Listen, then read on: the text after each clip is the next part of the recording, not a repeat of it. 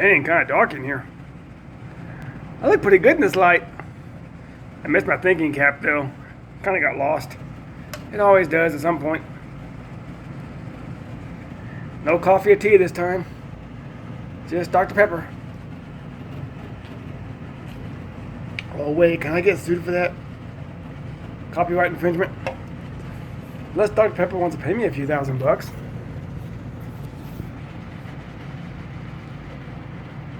If I put this on video, they'll be like, you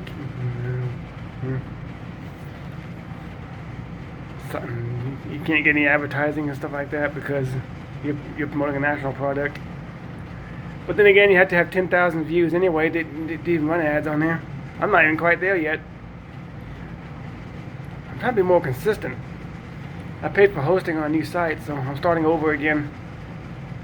But I imported a lot of old posts I made. Took me forever to come up with a good domain name. I finally found something better than liberal conservative. It just sounds too political. The sophisticatedsurf.com. SERF. The Wellness and Humor blog by E. Bishop Wooten. Anyway, I don't feel like doing 10 minutes a day. Maybe I'll just go back to 5 and just do little daily things. You know, kind of sold plasma a day. You can make about almost $400 a month doing that. It's a good second job. Between being a freelance writer and all that, all I gotta do is find me a really cheap place to stay. But I do have a day job, so for anybody that thinks I don't work or I get disability or something like that.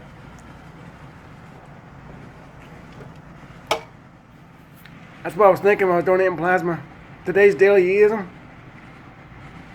When it comes to making money, you've always got to deal with a few little pricks.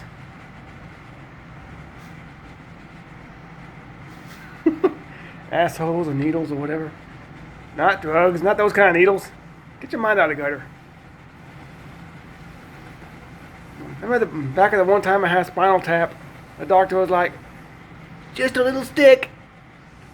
5 or 6 times. I think I finally said when he was done, my turn! Bend over, doc. I think he would have liked it. Just a little stick, $1,000 each. Actually, I think it was only like 500 or 600.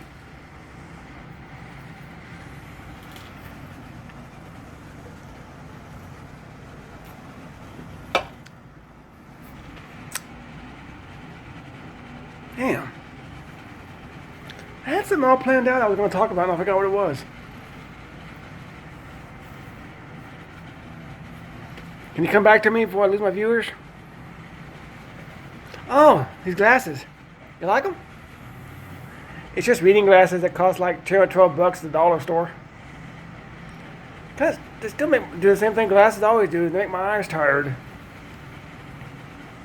Then I was thinking, there's not much of a difference between these and those glasses you go to IMAX or to Walmart and buy for like $100 something. And then I started thinking, maybe they are the same glasses.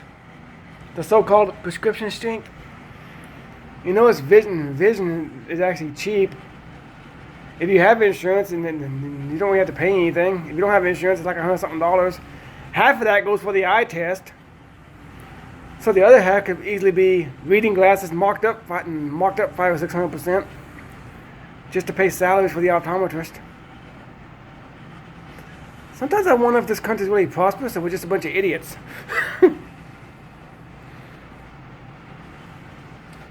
Anyway, I can't get that out of my mind. It's like being a free thinker is a good way to scare people off because you just question everything. Then you wouldn't you have to get used to a life of solitude because nobody wants to be around you. Because you pretty much expose all the lies you live under. Hey, reading some of this lately. Since I actually live in a motel, the guy that owns it is an Indian.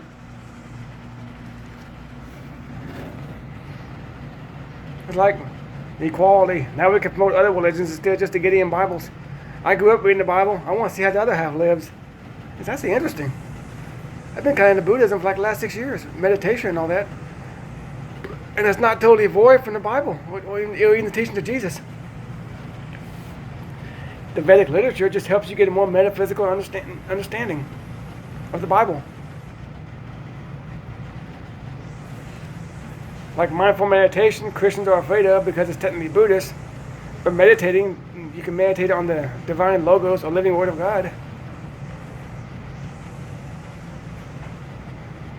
See, if you know you're above average intelligence when you see how all things work together. But we're so busy promoting the us and them mentality, we won't admit that. Christians would be the last to admit that there may be truth to Vedic literature because they have to give up power in Christian colonialism.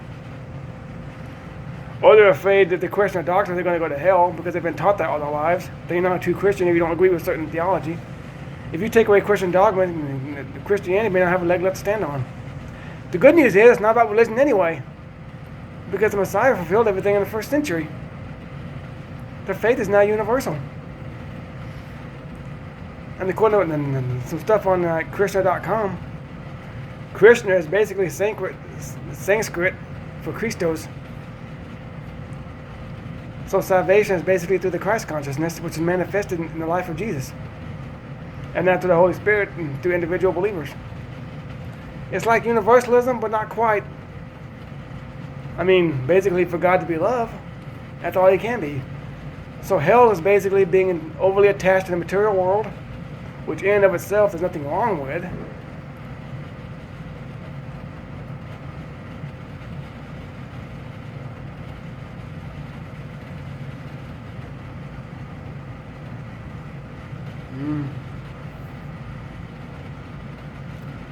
What are they going to say? I think I need some more Dr. Pepper. Visions of Dr. Pepper dancing through my head. I think I said that when the video first started. I'm getting senile in my old age. You're not even that old. Hey, look, got some gray hairs back here. I think it's kind of cool. I made almost a whole year without a haircut.